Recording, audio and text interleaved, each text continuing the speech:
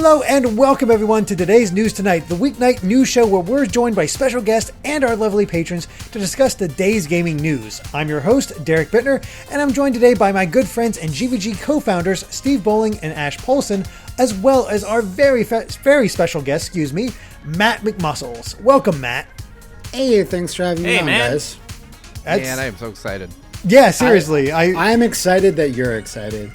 I just kept seeing you get recommended on my Twitter feed, and I'm like, I'm going to check this guy out. And I just went to, for whatever reason, What Happened. I forget which episode it was, but I'm like, oh, somebody's actually talking about what went wrong with BMX XXX, or, what didn't go wrong. That. Yeah, exactly. It's like, okay, yeah. I remember that. And then it just became like, okay, yeah, this is just, perfect for while I'm doing other things, just have another episode on, and it's, yeah. Yeah, I think What Happened is one of like 3 YouTube shows that I've ever binge watched. Nice. Decided to dedicate a couple days and go through every episode. I fucking love What Happened, man. Like, it is such a good show. And I honestly kind of just knew you as the What Happened guy, and then today in our Discord, someone that was really excited that you were coming on posted your video about Hades, why I like the thing, and I was like, damn, he's got like all kinds of really great stuff that I need to watch, so I'm gonna probably end up binge watching any other episodes you have of that too. That's that. I just started doing that again because Hades is certainly a game of the year that a lot of people have been talking about, and it certainly was for me. But I, not to say like I was liking Hades before it was cool, but I literally did. Back in 2019 when it hit early access, like I played it with like a week to go left in the year. And I was like, no, this blows everything else out of the water. Like, let me redo my list. But I just did a video for Hades, like you mentioned. But I've only done like 2 of those. Why I like the thing. It's kind of like I didn't want to review the game. I didn't want to give it a score. I just want to explain like the random bits of a game that just kind of made me feel like it stands out. So I do want to do more of them in the future, though. But like I have to really, really like that. The other game I did it for was Final Fight, like as a franchise. Why do I like that a bit more than Streets of Rage? I like Streets of Rage a lot too, but what is it about Final Fight? So it'll take another good long while for another game to like sort of hook me like that. So I can make like because anyone can make like a review and give it a score, but it was kind of beyond that. So yeah, I'm glad you enjoyed that one too, because I did work pretty hard, and even Greg Cassavan at Supergiant watched the video and told me he really enjoyed it. So I was like, oh, nice. Awesome. That's always exciting. Yeah, that's really cool. Yeah, I watched a few episodes of What Happened, and I'm a big fan as well, man. I'm not gonna lie, I haven't binged it like Steve, but I've certainly watched a fair few episodes, and I really love your work. So really happy to have you here, guys. Really, really appreciate that. Yeah. What was Hades like in alpha? Because I didn't really look into it because I've heard of Supergiant, but I played Transistor and got into it a little bit, but it did not hook me in the same way that Hades did. So, it was Alpha Hades that different, or? Yeah, I'm the same as you. Where I like Transistor a lot for its style, but the actual moment of gameplay, I was like, I'm not quite sure if this is for me. But Hades earlier, it was interesting. It's like the core game was there, like hacking and slashing and giving the context as to why you're doing it and why you're dying and more story reasons upon deaths, but like character art, like no one had finished character art except like Zagreus, Hades, and like a few others. Like Nyx, anyone that didn't have final character art was just shrouded in like a hoodie. They just looked like something that Tetsuya Nomura would make. It was just like edgy character with a hood. Nice. And that was basically it. So all of those characters like did not have their final designs. Like fishing wasn't in it. There were certain gods were just straight up missing. Weapons weren't added yet, but the core game was there. They're just adding more and more, like, so even that early version with stuff missing, I was still like, no, this is my game of the year for 2019. I don't have it as like my game of the year 2020 because I was like, that's a little weird. Like, I kind of had played it already, and just I sort of want to give it special mention. So I always shout at anybody on Twitter. It's like, should I try Hades? I'm like, yes. You should.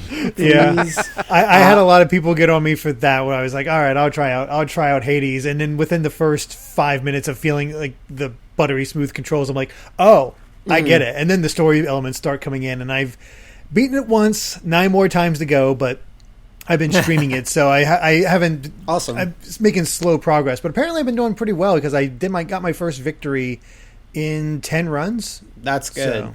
It took me I have it downloaded. I haven't played it yet, but I do have it downloaded. I just, when am I going to play all these games? I also got Yakuza 7 for the holidays for my younger sister-in-law, and I want to play that too. But my wife is very interested in Hades' art styles, so she wants to watch me play it. Sure. Check it out. Like my wife as well, she lived in Greece for like 2 years. Ooh. Oh, and cool. she even studied Greek mythology, and other stuff. But that was like one of her things that she's really, really interested in. So she was like really interested in like these interpretations of the gods, because most video game players, they're like, well, the gods are all these one-dimensional asshole characters because that's what God of War said they were. I'm like, yes, that's one way you can do it, and that's not even that crazy, but you can do some other fun things, and Hades does really fun things with the gods, like most of you should know. But yeah, it was just really interesting how even the earlier that's why early access is good. That's why sometimes it doesn't work out, but when it really does, when it works, it works. They got so much fan feedback while it was in early access, and it was in there for like a year, just polishing and making everything balanced and making everything work together and more stuff. So it's one of those real big early access success stories, because I don't think Transistor or Pyre, or I don't even think early access was a thing when Bastion came out, but I don't think their other games were in early access, and they really made excellent use of that program. Yeah, it's interesting because when I watched your video on it today, I didn't even know that Hades was an early access game, and so I learned that, and I was like, oh wow, that's kind of cool. Like, it makes sense, because it does feel like despite the fact that I'm not as in love with it as either of you are, Derek or Matt, I enjoy it, and I will. The controls are absolutely perfect. Like, I mean, it feels like. It has that same arcadey quality to it that I like in older games, like that one more try kind of thing where, if I was in an arcade, it would definitely eat up all my quarters. And I love that about that game. Yeah. But it is interesting to know, like, I was in a similar situation. Fall Guys wasn't in early access, but I was one of their alpha testers for it, and I played it for like, I want to say 4 or 5 months before it came out. And, wow, I didn't know that. Yeah, and it was like a consistent thing. They had like weekly tests. So I played a lot. Like, by the time Fall Guys came out, I had played like 60 hours or something of it. Man. But it was, I love seeing the iteration that developers do on games like this. Like, they come out and they've got like a kernel of a really good idea, and they take that feedback and just polish it into something really special. And I wouldn't say that Fall Guys is in any way special the same way Hades is to a lot of people. But I do, it does sound like they really, took feedback to heart and improved the game. Not that it sounds like it was bad even in alpha, but Season 3 is such a huge improvement. It's like the improvement Season 2 should have been, but wasn't. But now that they finally made it there, it's really... I play it every Monday with a couple of my best friends. We just kind of get together and have a few beers and get on Zoom and play Fall Guys. And so I've been playing it since Season 1, and it's gotten so much better now. Nice. Yeah, awesome. I mean, I'm definitely down to try Hades again. I tried Fall Guys over the holiday, and it just, I don't know. I'm still not back into it, but I can respect that. Some folks never left. I just left and haven't found the motivation. But hopefully, I will come back to Hades soon, because after seeing why I like the thing, I really feel like I need to give it another shot. Yeah, Again, it is one of those things where at first I played it and I'm like, yeah, this is really, like, the controls are great and the action's great. So I was kind of into that, but I think it's when, I'm not sure how like far you got, but like when you beat the first boss, like, you can get another interaction with that boss later in a very different way, in a different context, right?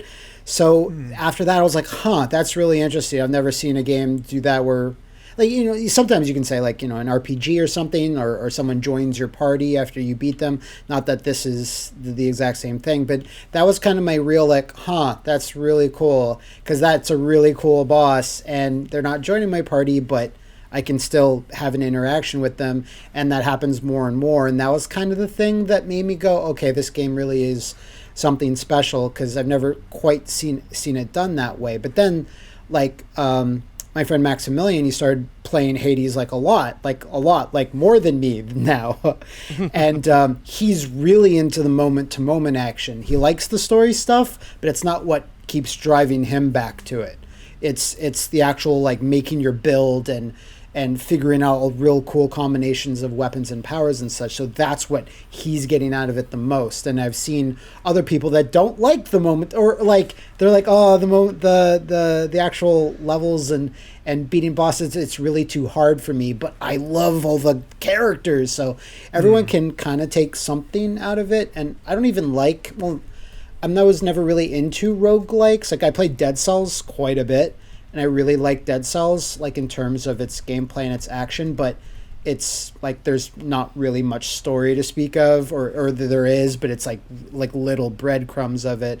So I never got hooked into Dead Cells as much as Hades. Like they're both great games, but this does make me want to try roguelikes more, because I always kind of steered away. I was like, yeah, I know the deal. It's going to be hard, and it's going to be a lot of working your way back towards a certain point. But Hades has really kind of gotten me over that hump. That's why I say that in the video, where it's like, if you don't think a game is in your wheelhouse, if you have an avenue to try it, please do, because you never know. Like this blew me away and became my game of the year, when it was usually a genre I would never touch like at all. So that sounds like me. I'm not a roguelike fan at all, which is why I'm very keen to check this out, because it might change my mind, as I've heard. Really quick before we move on to news, I just want to share some good news that I shared with our patrons during our Smash stream yesterday. I no longer have to pine for Steve's PS5 in the background, because while I was recording Axe of the Blood God, my wife texted me and she said, I have really good news. I'm like, what? She's like, I was able to get us a PS5 through PlayStation Direct. So I've got a PS5 and it's coming on Friday, and I'm so excited. That's all. I just had to get that out there. Still don't have mine, but that's all right. Like I said, I've been waiting for Ratchet and Clank. Give me a Ratchet and Clank date, and I will start working my butt off to get that PS5. Nice. Totally makes sense. Yeah, I got one, but I was super lucky. I was just casually on Twitter, and like a Canadian Twitter account that just lets you know about Canadian deals, like video game deals, just tweets out like random announcements, and they're like, oh, it's available right now on Amazon.ca, and you usually see one of those tweets and you're like excited, then you see it has like 50 comments and you're like, well, I missed it, because if it has that much engagement, like there's no way you got it. But when I looked at it, I said it had like 2 comments. I'm like, oh. So I was able to get one because I really wanted to play Miles Morales. I know it was on PS4, but that was like the game. It's so much better on PS4. Totally. That's probably the first game I'll play on mine. My buddy has a copy he's willing to lend me, so I'll probably just play that. Nice. All right, so shall we get into the news? Yes, let's get into the news and pop up our first story. So, 21 years after its release, fans have actually discovered a hidden dev code in Donkey Kong 64 that lowers the banana requirements for entering each level other than Jungle Japes. It's nothing huge in the like, but it is kind of cool that something was found so many years later, and even the developer's like, yeah, we don't want to work this hard to get this many bananas. Just let us in. Good debug feature. This seems to happen a lot with rare games, because remember like how this isn't as cool as that, but remember when the GoldenEye codes came out all those years later after its initial release, and you could unlock all these different characters in multiplayer, like the different bonds and NPCs and such. That was such a cool development in that game's kind of legacy, and this is kind of similar to that. Yeah, I think Ed Boon, creator of Mortal Kombat, had said, oh, people still haven't found everything in Mortal Kombat 2, and I'm like, get out of here, man. Like, are you serious? Yeah, I hope that's true. That's cool. He said that a couple years ago. Maybe it's changed, but it is cool when stuff is kind of unearthed. And Rare loves codes and hidden things, so it makes sense. Yeah, I don't have a dog in this fight. Donkey Kong 64 is not my jam, but I mean, it's cool that somebody found. I always get excited when people find new shit in really old games like this. But yeah, I'm with you, Matt. I don't believe Ed Boon at all when he says that. I think the comment has been torn apart. He just wants you to keep already. playing. Yeah, exactly. Yeah, Sorry, I was going to say I'm not much of a Donkey Kong 64. Like, I rented it as a kid, I got really excited, then I got very unexcited as I was playing it. But today, I mean, I think it's generally people kind of like it more today than they ever did when it was out. But I mean, I enjoy watching Summoning Salt videos about Donkey Kong 64 rather than play Donkey Kong 64. Oh my god. I have the distinct honor / dishonor of having 100% of that game as a kid. I'll never do it again. Nice. I'm sorry. It was quite the undertaking, as we all know. But I could that's why I can see why debug codes like this exist, especially for a game like DK64. I have to go. Oh, go ahead. I was going to say, I didn't play it as a kid. I remember going to a friend's house and watching him take on the 101% boss fight against K. Rool, which did look pretty cool. If I think that's what I think it is. But never played it myself, though it's pretty close into my future. I have this thing on my streams where if people get a certain amount of channel points, they can request me to play any game. And the person who's in the lead has already told me DK64 is it. So 101% run, here I come. Wow. I have to throw it back to what Matt was saying. I could watch Summoning Salt talk about anything. Yeah. Like, I mean, I'm not a speedrunner, and I have very little interest in becoming one. But the way he puts together stories, like, I get entranced. Like, okay, all right. I now know that here's a classic Summoning Salt dialogue. But then this happened. Yeah. And then they show that moment in a run, and you're just like, I love Summoning Salt videos. I have watched quite a few of them. I've not heard of this channel. I gotta check it out because it sounds. It is amazing. Like, he goes deep into chronicling like the history of speedruns in certain games. He did a whole video on why like 4-2 is the hardest Mario Brothers level to speedrun, and it all comes down to like one jump, really. But he makes it like so compelling to watch that you're just like, tell me more. I have to know why this jump is so hard. Or those legendary times on Punch-Out made by like some mysterious stranger that no one's ever met and no one's ever known, and like the 10-year journey of Matt Turk. Yeah. I want to meet Matt Turk now. Yeah. The one on Ninja Gaiden is one of my favorites. Like, Derek, that's a if you're good looking one. to like check one out, the Ninja Gaiden video is really good, and I'm talking NES Ninja Gaiden. Ninja Gaiden, Punch Out, and his Mario Kart 64 videos are all really, really good ones. Like, I mean, they're all really good, but well, Summoning Salt, if you ever watch this, come on the show. Tell us. That reminds me. I think I need to use my newfound clout as a co-founder of Good Vibes Gaming to get Summoning Salt to do Mega Man videos. He doesn't have a single Mega Man video. Really? Come on. Is that Mega Man has to have a speedrunning community? It has to have a big one. Massive speedrunning community. He just hasn't done a video on it yet. But like he did one on Wii Sports Golf. Yeah. Oh my god. But that's really cool, but I mean, it's Wii Sport. Like, I didn't even know that there was like a speedrunning community for that. So 112 says that Summoning Salt did have a Mega Man 2 video at one point, but he took it down. So why would he take it down? Maybe there's some inaccurate info in there or something. Maybe. Hopefully he could also be a copyright. Revisits it in the future. Yeah. Capcom could have gone after him. Speaking of which, Ash, you've inadvertently provided us with a great segue. Yes, I was just about to say, Steve said great minds. All right, let me throw that up for you. We mentioned this before, but I wasn't sure we were going to cover it, but Matt insisted, and they're like, well, we can't deny this. Capcom's Retro Station has officially been revealed, and a global release has been confirmed.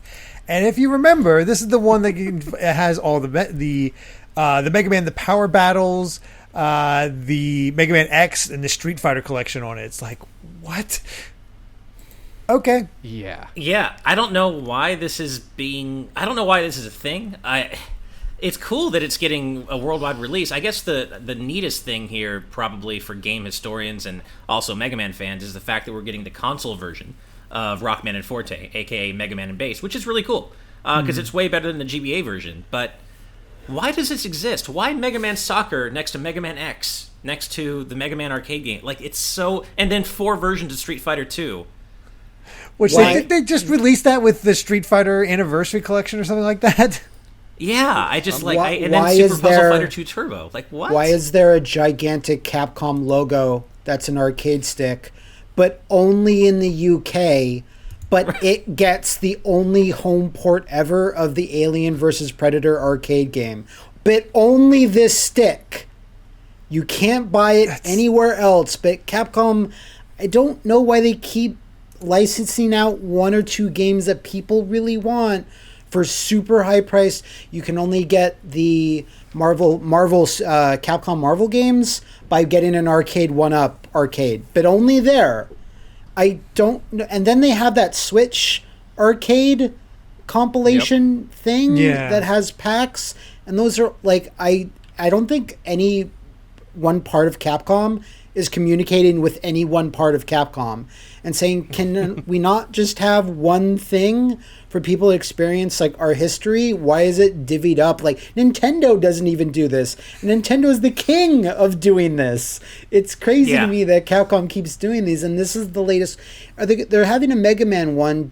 I can't read. I don't see anywhere where it says, will there be another retro station but not Mega Man themed? Like, are they going to keep doing this with more? I don't think they are. It doesn't. I mean, it doesn't seem like they're going to make this a whole product line. At least not from anything I've seen so far. They better not. They're $200. Yeah, I was trying to find the price. Yeah, so it says at the bottom of the article, the Retro Station is due in Japan in March for 21,780 yen, which is roughly $210. Oof, that's absurd. What the fuck? Like, that is absurd. I just can't. I mean, sizzling circuits. That price. That price then smacks you in the head like Pharaoh, man. Oh, man. By the way, I do want to point out that this article comes from, or this news comes from Proto Dude's Rockman Corner, and Brian, the guy who runs it, is a good buddy of mine, so I just wanted to give him a quick shout-out there. Yeah, I don't know, man. I don't know what who is the market for this. Like, could some of those games not be added in a patch to either of the two? Well, technically 4 Mega Man Legacy packages. Is that too convenient? Is that why we don't do that? I don't understand. I mean, they could really release another original Mega Man Legacy collection just with the Game Boy games and the weird ones with Battle and Chase, Soccer, and Mega Man Bass. People would buy that up, right? Yeah, absolutely. Not to mention, I don't know if you guys have checked out the website, but I think we can get a kind of a sense of how much thought is being put into specifically the Western release of this thing, because the design ideas for this, and I quote straight from the website, spark from the Mega Man. The Retro Station comes from an elegant design which will recall you the old days and the best memory with Mega Man and Street Fighter. With the very Mega Man style outlooking, the Retro Station has special customized full-size joystick and buttons in a proper overall size, and a high-quality 8-inch 4x3 LCD display, 1024x768 resolution, to provide you better user experience for retro games. Okay, now they didn't even bother to do a copy editing pass over like a localization. I'm back on board now. Now I want one because of that description. That's amazing. Listen, and under the super bass game audio part, it says you can enjoy some built-in game OST with this Mega Man sound system. They didn't even get a localization pass on this. Oh God! I love it. It's got a proper size. And a Mega Man sound system. I'm good. That's all I need. Well, apparently you can use it on your TV using a USB cable. So there's something. Connects to a TV via USB. What? No. I don't. Yeah. And you can compete. You can hook 2 of these game stations up so you can play Street Fighter against each other. It only costs $420. Yeah, I've always wanted to spend $420 to play 2-player Street Fighter from 1994. Yeah, it would have to be $420 for me to spend $420 on 2 of these things. Yeah. Oh God, it's just bad. Like, I really do think Capcom are doing more legacy collections, like their beat 'em up collections, their Mega Man stuff. Like, get those collections out there, and people will get them, especially for games that just don't get released that often. I mean, Sega released that Astro City arcade, and at least that could do like 3D games, like Virtua Fighter and stuff like that. And that thing was still, it had what, 30 something games, and it was $170. I mean, which still feels a little steep for Virtua Fighter, but yeah, you remember on the PS2, like Capcom had 2 like arcade collections, and they were good. They were well made. But then there was like a Capcom arcade collection for the PSP called like Capcom like Mega Mix Volume 2, and that had one or two exclusive games that weren't on the other two collections. But that's kind of excusable because you can't really patch things in at that point. Maybe the rights to that game or whatever, they were able to find it and put it in later. But like with patching and DLC and what, like, if you put the other three in the Capcom beat 'em up collection you mentioned earlier, if you charged me, I don't know, $3 for the other games that are missing there, like the Punisher beat 'em up, Alien vs Predator, Cadillacs and Dinosaurs, if you charge me, I will buy those. If you if you put them on a UK only stick and an arcade one up, and then put it on a flash drive that I need to get to the bottom of the ocean to pick up, like, I'm going to be less inclined to do that. But if you want me to pay you $3 per game, I'll do that. It really feels like someone told at Capcom, or they crunched the numbers and said, we'll make way more money if we do this. If we sell these games on these little machines everywhere, and we can do that. And I'm fine with that for like a year of doing that. But then put them on consoles, compilations, whatever it is, that everyone can have easy access to them. And I can play most of these games for free if I wanted, but I don't want to. I want to pay you, Capcom. Let me pay you, you know? Yeah, and it's really worth noting, Matt makes a really good point that, you know, if they were able to re-release Marvel vs. Capcom 2 and Alien vs. Predator in any form, they had to go through the same negotiations they would need to go through to sell them digitally on an eShop. So Capcom re-secured those rights to then put them in these outlandish places, which just sucks. Do you know what they're able to get the rights to again? They were able to get Capcom, like, Marvel games, that not even their fighting games, like Marvel, I don't know, it's called X-Men Mutant Apocalypse on the Super Nintendo. That was just like an action beat 'em up. That's on an arcade machine. Like, they ported that. And I think even the Sega Genesis X-Men games, like, and War of the Gems on the Super Nintendo, like, they're able, Capcom is negotiating with Marvel / Disney, whatever you want to say, and this was like last year they announced that. It's not like it was like 5 years ago and things have changed. It was like last year, so they're talking, and the fighting games, like, they got the fighting games re-released too, so I understand a time of exclusivity. If it's like a year, that's fine. I can wait a year, but it's like, it's been several years now for some of the older titles. And I would like a clear plan from them saying somewhere in a press release, this is a timed exclusive offer, or this will be like an exclusive to Arcade 1-Up, or that ugly Capcom UK stick. That's also like $270, something ludicrous. And I just wish they'd be a little bit more transparent with what their plans are in releasing these legacy titles, because most fans are like, don't know, like, they're not buying these things. It's too expensive. So I don't know. You know, and 112 brings up a great point in the chat. Like, who wants to play any of these Mega Man games with a joystick and buttons like that, like an arcade style setup? Like, imagine trying to play Mega Man X, as 112 says, or Mega Man Base with a joystick. That sounds like an awful experience, especially for $210. Like, also, I feel like there's a... So I was just going to say, Power Fighters, maybe those were arcade games originally, but all the rest, like, I want to play Mega Man X. Exactly, it's the most accurate way to play it. I do feel like there's either a lost joke or some lost potential here by having this thing made by a company called Tron and not having any Mega Man Legends branding or inclusivity in there. That just seems like such an obvious thing. Yeah, no joke. It's, I mean, the whole thing is just ill thought out all around. Yeah. Like, you know, Capcom is out Nintendoing Nintendo, as Matt said. It's just right. I mean, if they release these four games. You know, the funny thing is, we're all talking about March 31st and Nintendo pulling a bunch of weird crap like at the end of March, but Capcom's been out here just doing wild, weird crap all year, and nobody's paying attention. That's because the games stay listed. It's just that people are just like, hey, you're taking the games away from us for Nintendo.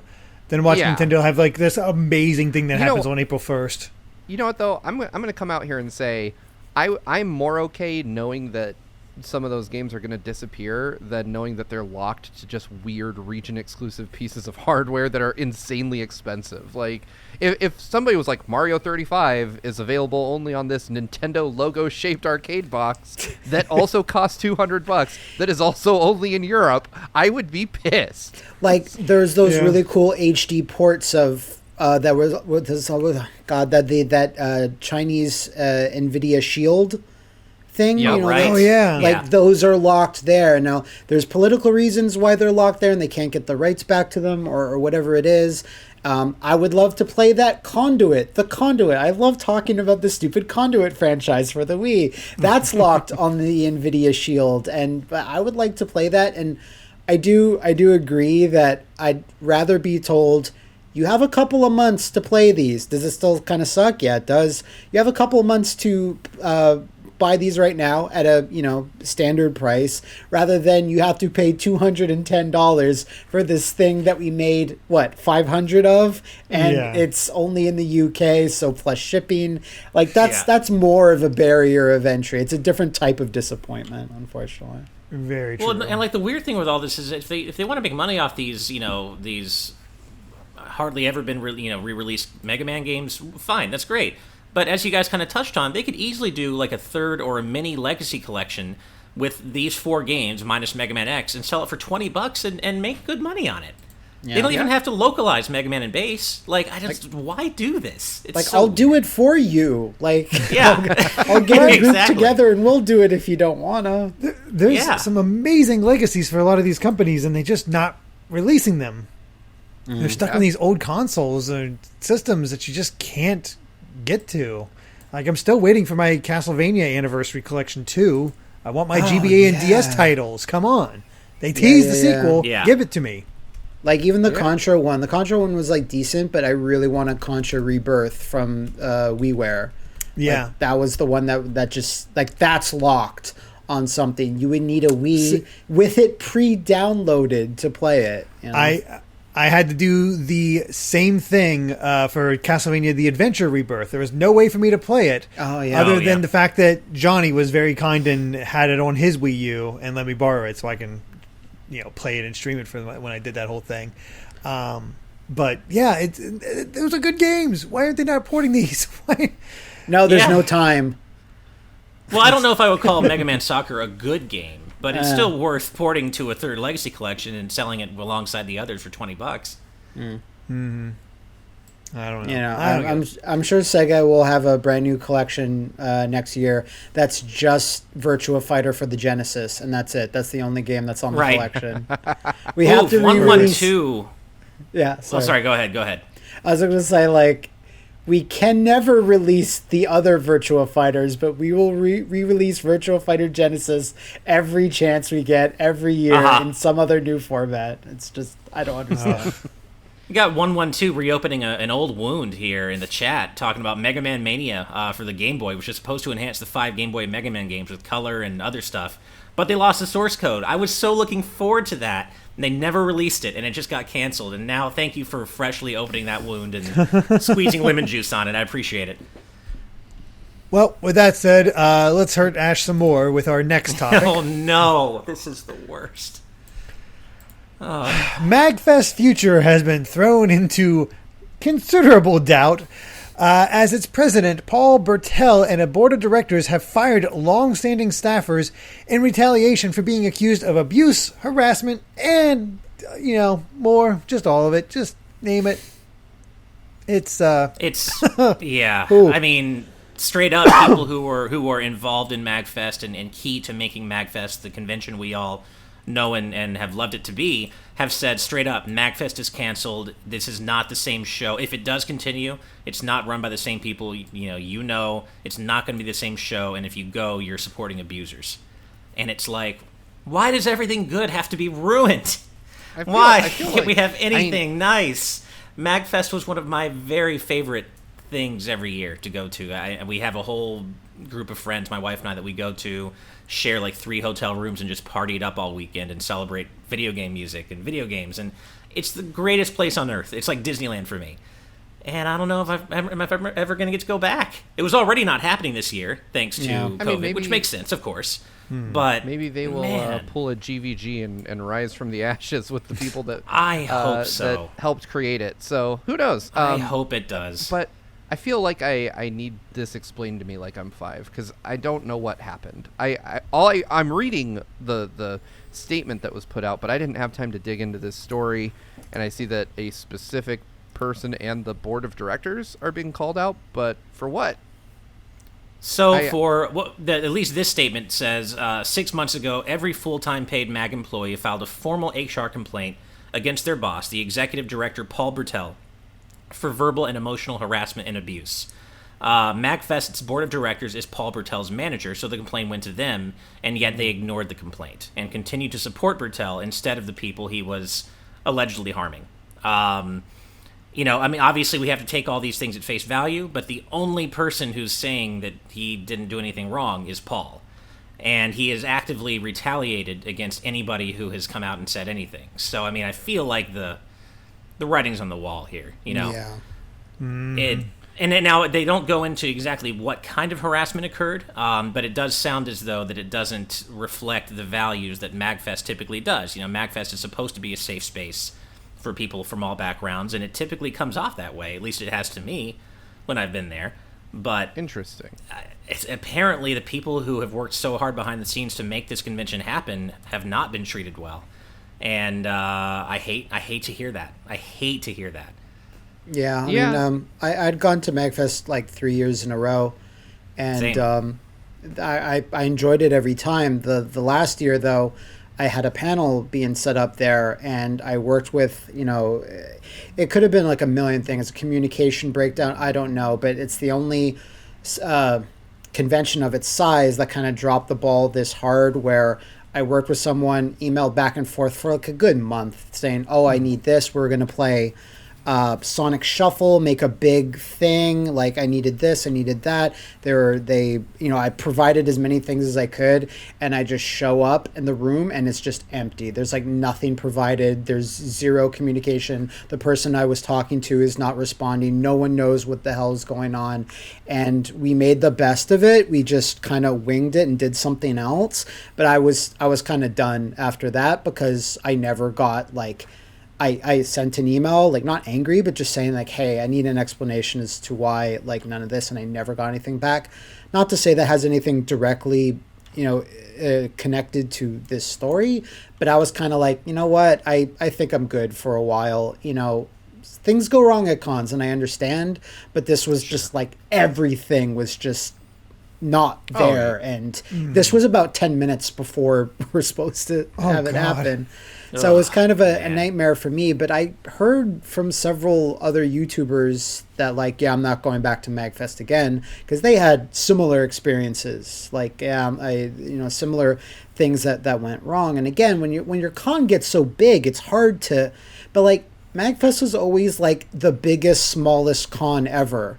Like it never was PAX levels, because when you get to PAX levels, you are a tightly running ship. Like nothing can go wrong. And for in my experiences at PAX, nothing ever has gone wrong into some sort of big, but they make so much money. But MAGFest has always tried to stay small, but you need to be bigger now. And a lot of people said the hotel that MAGFest has been in for a long time, it's actually not big enough anymore, but they don't want to get a bigger one, or they can't. I don't know what the issues are, but I stopped going a couple years ago, and this is kind of, unless the management drastically changes, I'm likely never to go back again until something changes. I've never gone to MAGFest. It was just always, it was a weird time because I was always doing something else related at the beginning of the year, so I just never got the chance to go out, even though I live relatively close to Baltimore. But just never made it out. And I always heard everybody that went sing its praises, at least as an attendee. Yeah, as an attendee for sure. Never got to check it out myself, and never going to happen now. That's for sure.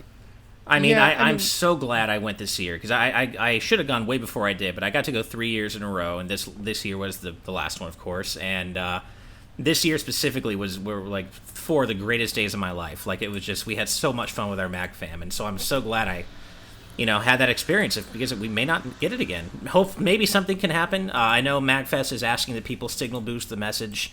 Apparently, a lot of the Mag community has said they're not going to go if things don't change on the board of directors. Like, people are rising up and trying to quote unquote save Mags. So, if this is something that interests you and you care about the future of MAGFest, signal boost their message. There's also a website called friendsofmag.com that you can visit that kind of succinctly, we're allowed succinctly. There's a lot to read through, but it organizes in one place all the details of abuse and all the allegations and such. So if this matters to you, check it out. I will certainly be signal boosting, and I'm hoping to one day see everyone at MAG again. We'll see what happens, but this sucks, man. 2020, God damn it. Yeah, well, we're not done with bad news coming out of 2020, it seems. No. We lost Marianne today as well. Oh, yeah, Gilligan's Island. All right. Oh, wow, I hadn't heard about that. Yeah. Jeez. Dawn Wells, I think her name was. But, ain't that a bitch. Anyway, let's go ahead and move on to our next topic. We got a weird one. Nintendo's Japanese release schedule had listed Banjo-Kazooie and Blast Corps, both very much rare games, launching on the Wii U on December 29th before Nintendo issued a correction saying that it's not happening. What do you even say about this? Yeah, I was mid dusting off my Wii U, ready to download, and I'm like, oh yeah, and then I see the correction go up. I'm like, oh okay. Yeah. But this is totally a thing. I said this before we started, but this is totally a thing. There's no way 2 rare games were just, kind of ousted being there. Like, it's probably some dev was messing around with the wrong rootkit in a server somewhere and just accidentally clicked the wrong thing and it appeared there for a second. But it's so happening. I believe I think it was either someone on Nintendo or someone on Microsoft's side was we're very open to doing more things with each other when Banjo came to Smash, and putting old N64 games that Nintendo doesn't own the rights to but originally did on Nintendo consoles, everyone wins there, Mm-hmm. Yep. Yeah. That's for I sure. mean, I'm still surprised that given Banjo-Kazooie being in Smash and just the 2 Ori games are on Switch for Christ's sake. I'm so surprised that the Xbox Live Arcade version of Banjo-Kazooie and Banjo-Tooie haven't made it to Switch yet. I kind of thought that would happen. Just port Rare Replay to it. Rare Replay is one of the best. Yeah. It's one of the best collections ever made, and most of the games are all Nintendo, on Nintendo console games. Not all of them, obviously, but a good chunk of them are the best ones, arguably. So I always thought that would that they would have. I always thought when they announced Banjo for Smash that they would also say Rare Replay now available on the Switch. That just seemed like a surefire thing, but hasn't happened yet for whatever reason. Oh, absolutely. If it ends up there, I'm buying it. I don't have any Xbox consoles, but God, I'm buying it as soon as if it ends up on the Switch. Oh, I'll do whatever I need to get Banjo-Kazooie on Switch if they ever make it happen. Absolutely. I would love to have that game on Switch. And those HD remasters of them are really good. They look like the old games. They just run way better and are sharper. That's all they really need to be at that point. Especially if that keeps the price point of them fairly low. I forget how much they were on the 360, the HD versions of Banjo 1 and 2. I think they were probably 20. Probably 20. Yeah. That's my guess. Is around 20. Yeah. But I would also love a port of Killer Instinct, the reboot, on Switch as well. If they could ever make that happen, that would be cool. Or just a collection of that, because I always thought for sure a Killer Instinct character would appear in Smash by now.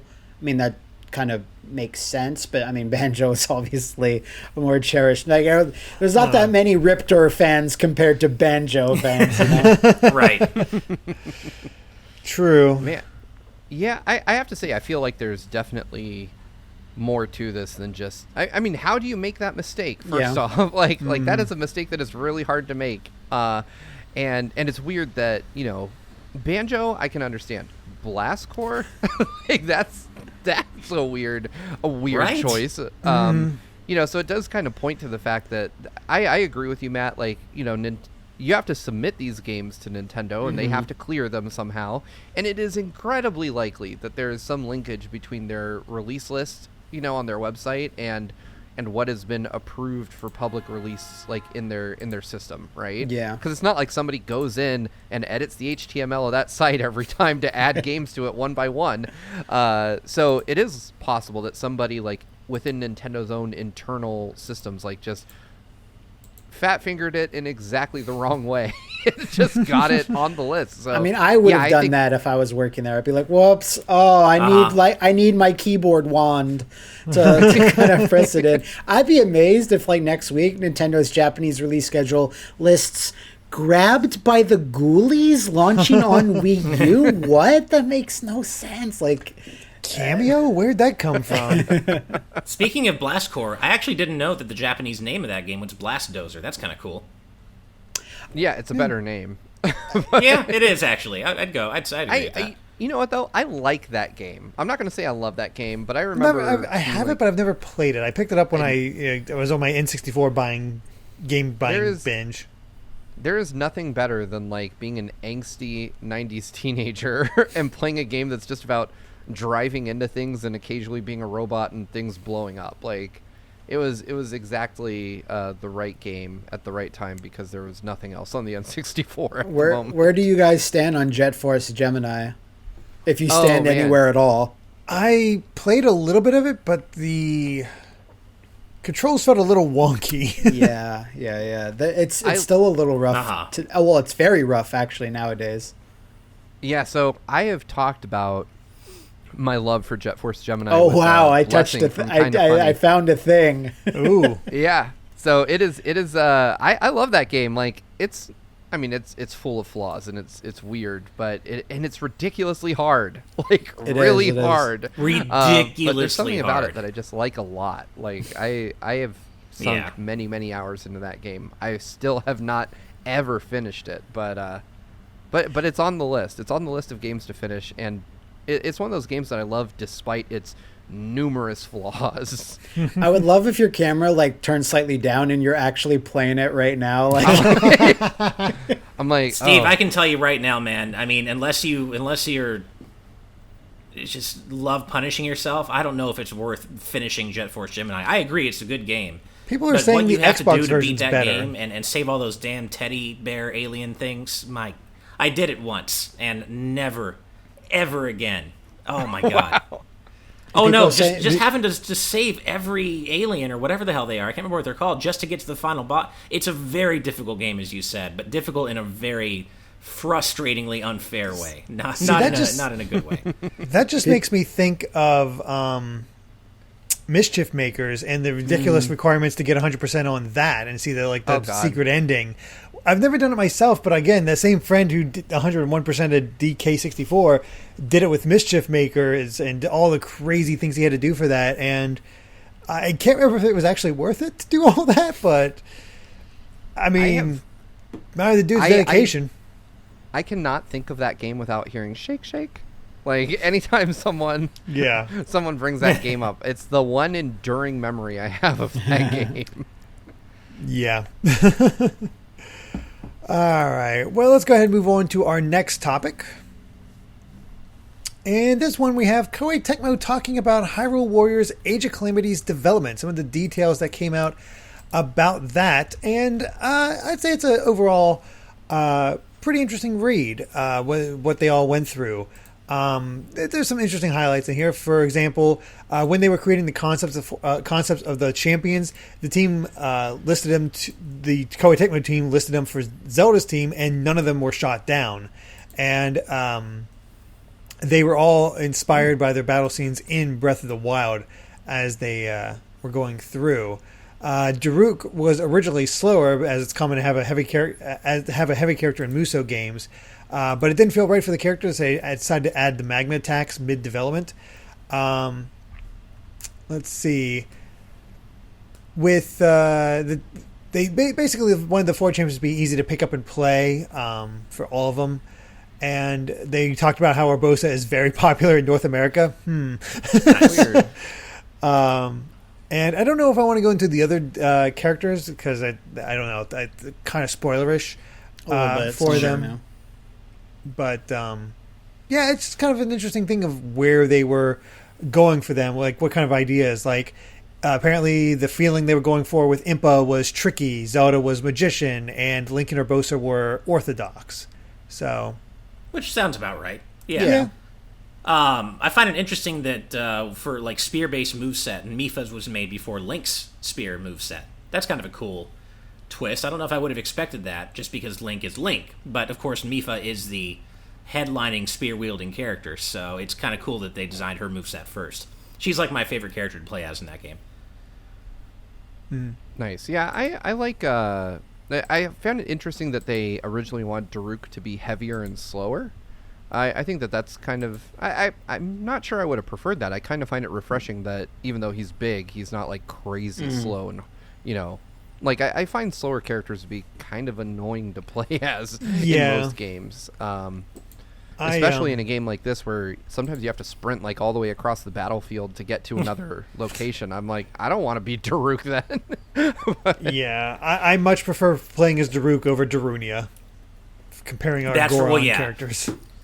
Well, yeah, same thing. Like it's amazing how much better the characters are in their respective races in Age of Calamity. Like Mipha and Sidon both are so much better than Rudo. Yeah, freaking spoilers. Is that really at this point? I don't see. I don't know. Really? If you haven't played it yet, I don't know. We'll see. I guess it's a Warriors game. I think the other one I totally agree. Right? This one specifically, it might have been in the trailer. I don't know. No, the other one I agree, and that was on me. But I feel like I don't know. I don't think that's a spoiler personally. I apologize though. If it is. But yeah, Rudo sucked to play as in the original Hyrule Warriors. Because I basically mained Urbosa as she is very popular in North America, as it's stated.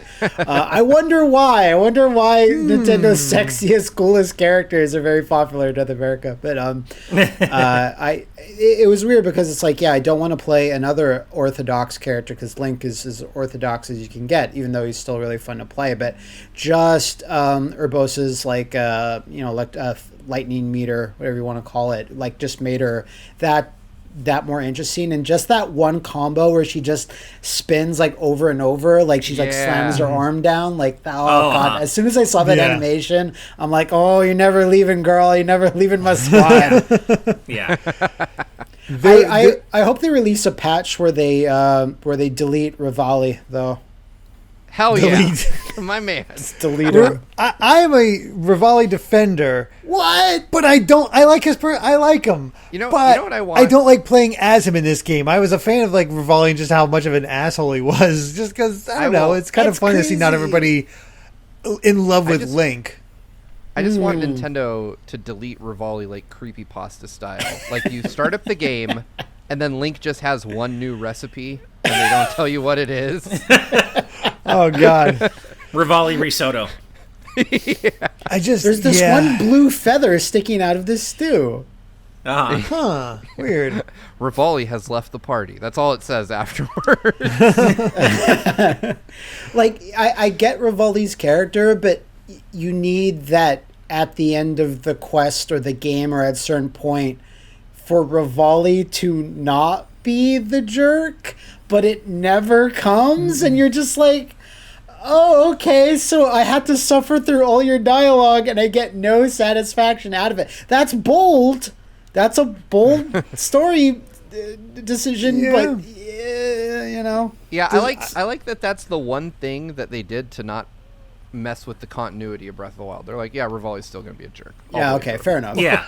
So somebody pointed out on Twitter to me how like I'm not a huge Rivali fan. I kind of just see him as budget Falco, but somebody pointed out to me that the great thing about Rivali is that he's not like that archetypal loner character who eventually learns to warm up to everybody.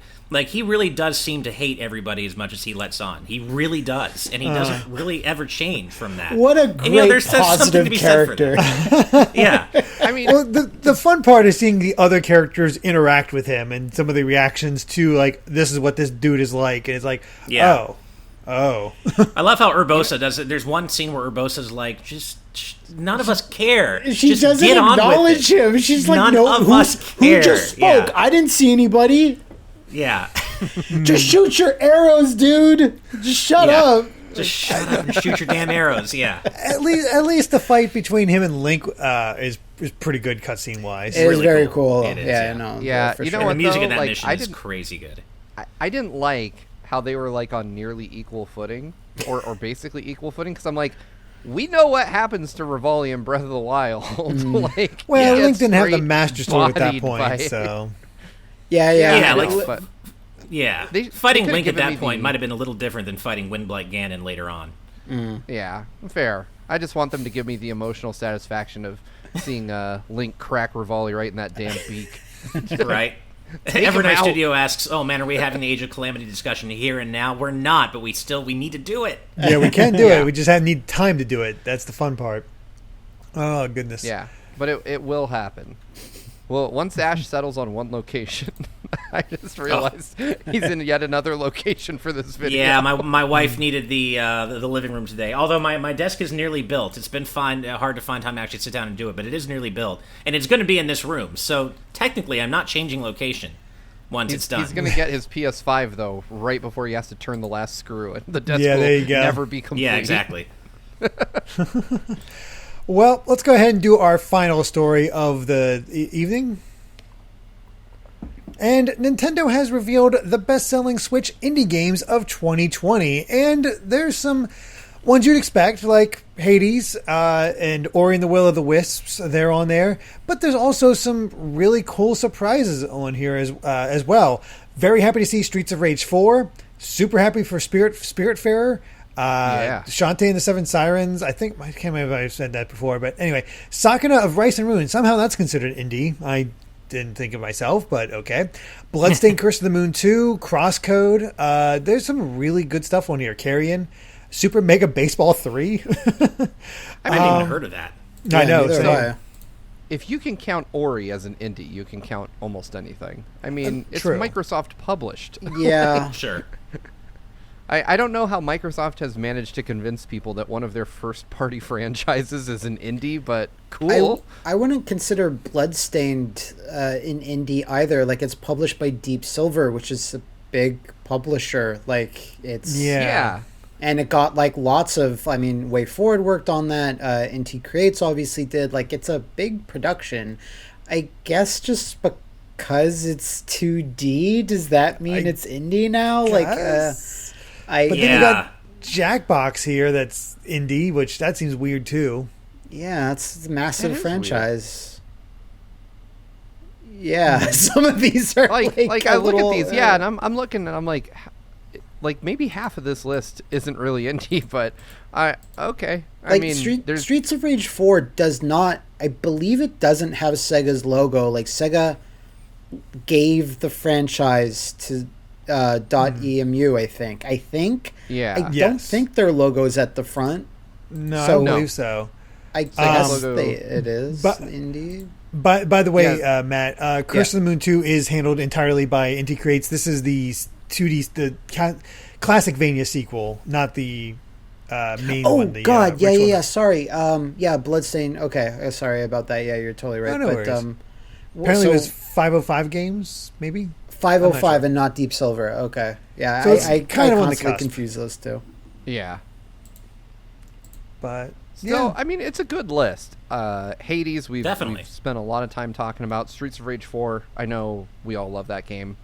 Oh, yes. Speaking of which, Matt, I didn't know this about you. You had put on, I want to say it was on your YouTube community tab today, that you're friends with Dino, who's a huge Streets of Rage guy. Yeah, he is the Streets of Rage guy. Yeah, Nice. like I actually remember. So we became mutuals on Twitter a few years ago, and I wouldn't go as far as to call him my friend. I don't know him that well, just somebody that I know on social media. And I remember being in a meeting to preview Streets of Rage 4, and they had like a cardboard cutout like of Axel. And Yeah. I was like, hey, I know I'm not allowed to photograph anything in here, but I literally know the biggest Streets of Rage fan on the planet. Is there any way I could just take a picture of this and tweet it to him? And they let me, which was really cool.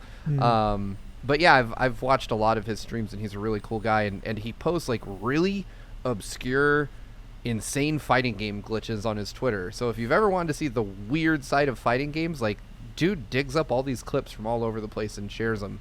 Really, really excellent Twitter content. Yeah, and really great streams. The stream that he just did that I made the community post about, you're playing all 3 Streets of Rage games at the same time, but they switch whenever an enemy is killed.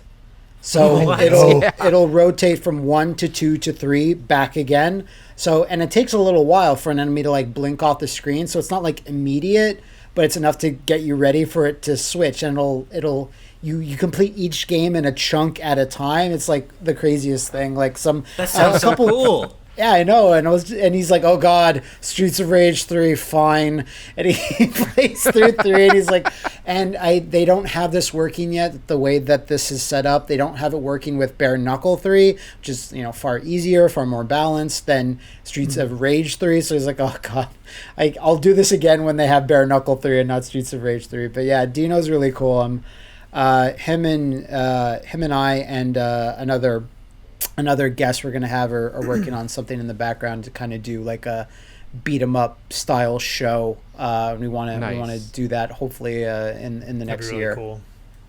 Oh, dude, that's awesome. I will definitely watch that. I like beat 'em ups a lot, and I was thrilled to see Streets of Rage 4 become a thing. Like, I was really hyped the first time I saw it, and I went to a ton of previews for it. Nash, I think you and Derek did too, right? Yeah, we did at PAX East last year.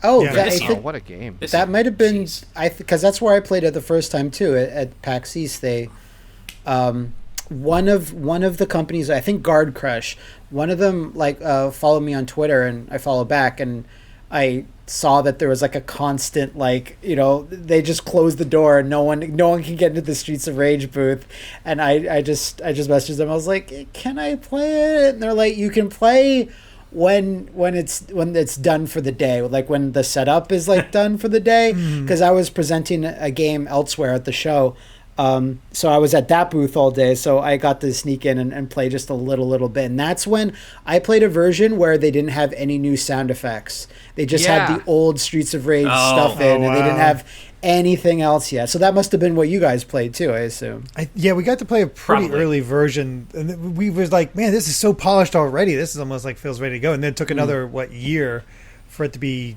released, and God, it really hit the spot. I haven't played a lot of beat 'em ups. I played them more as a kid, like the TMNT games. Was the big one. As was mentioned in the chat, of course, we just got Double Dragon Neon on the Switch. I need to play that as well. I've heard really good things about Neon. Yeah, it takes a little getting used to because it's very different. Like it's the type of game where you need to play it a bunch, like run levels over and over, because you collect these special moves, like 24 of them, and you find like a good mix, like a good build, and it kind of works like that. If you play it through the one time, it's kind of like that was fun, but you have to like put more time into it to see the coolest stuff and get the coolest moves. Nice. Streets of Rage 4 is practically unassailable for me. Like, actually, it's funny we brought up sound effects. That's the only minor complaint I could even bring up with SOR4 is I wish there was a setting, like a toggle, that you just use the original crunchy sound effects and the garbled voices for when enemies are knocked out and stuff. That's really the only thing. I feel like Yeah, I was gonna say it's funny because Matt was mentioning, like, one of the early builds had exactly that. Right, they had it. So I kind of wish they'd kept that. Yeah, I've never been to PAX East, so I think I played it a few months before that at PAX West the year prior, because isn't PAX East like early, like January or something? It's in March. February. March, April. Okay, so I think I played it at PAX West like the September before, and I remember playing a build that only had Axel and Blaze and one enemy. Like they had one enemy done, and it had just one track from Streets of Rage that would loop, and it had like the original Genesis sound effects, and they're like you can't say, and it was weird because like I demoed it in a hotel room. Like they didn't have like a booth or anything because they weren't showing it to a ton of people. Right. But fortunately, I was really good friends with somebody that was working PR on the game, and they're like, hey, we're not really showing it, but if you want to check out Streets of Rage 4, you can come over and just come up to the hotel room we're staying in, and we'll just throw it on a laptop for you. And so I literally was sitting on a stranger's bed playing Streets of Rage 4. But you don't care. You're too happy. You're I was like, this is so This is a little weird, but whatever. Yeah, they were like, hey, do you want like a beer or something? I was like, all right, fine. But also, I will keep playing this. And I played through the demo like 2 or 3 times, and it was just like one level that would loop over and over again. But I knew it was going to be something special then. You know what the problem is with Streets of Rage 4 is that there's not more of it, because we're so used to, we're so attuned to expect DLC within like a month. Like we're tuned to expect DLC within the week it comes out. So when there's not, and it's a game you really want to play, like they released like a patch that addressed like a couple of gameplay things, but then than that, like give me like Estelle as a playable character, please. Like put in a real training mode. That's like the big one. The fact that there's not like a real dedicated training mode is kind of like that almost seems like an oversight. Like did you not think people wanted to explore your really cool combat system? Because they do, and everyone just has to make do with the not the trial mode, but just restarting that one level against the boss and trying that out. But that's like my main thing. Is like, just release anything, I'm ready, because it came out in late April, I think. So. Late April, I think. Maybe early May, but I think late April. So, that's in like another 3 months. That's like, almost a year. But sometimes that's refreshing. Maybe whatever they're going to release for it'll be like a really cool polished package, maybe even an extra level, who knows. But it's kind of like I'm kind of hankering for something, anything. At least we know something's on the way, as 112 mentioned. They have confirmed DLC. We just don't know when it's going to be or what it's going to be or when it's going to drop. But if it's they're a studio with a proven track record of making excellent games. So take your time. I'll still be here, and I'll definitely come back to it too. One of the things I love about Streets of Rage 4 is that it's such a small time commitment that even if I'm working on something else, I don't feel guilty going back to it, playing a little bit, and then hopping back out. So if we get a DLC add-on, when we get a DLC add-on, I'm not going to feel terrible about like taking time away to go play it.